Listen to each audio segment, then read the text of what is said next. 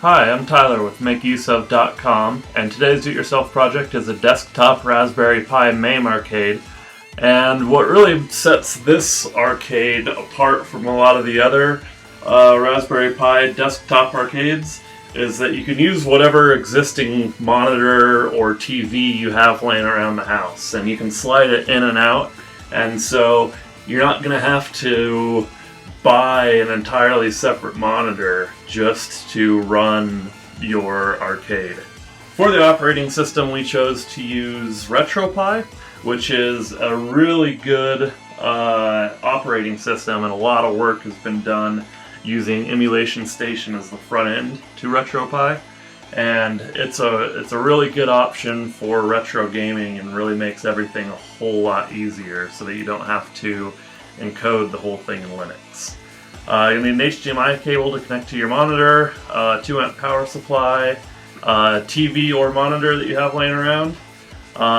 Then for the cabinet we used a 1/4 inch thick MDF, 90-degree brackets to secure the sides and the separate pieces together, and then just machine washers and screws.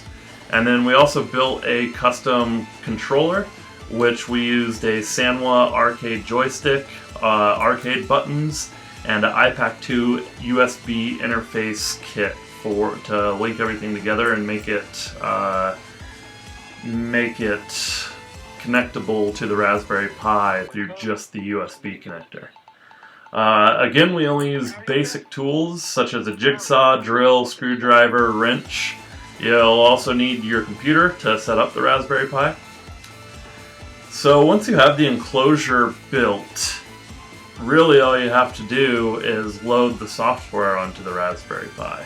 The software you can get from petrockblog.com, and that's who's done, his name is Aloshi, that's who's done a lot of the work on the Emulation Station and RetroPie project.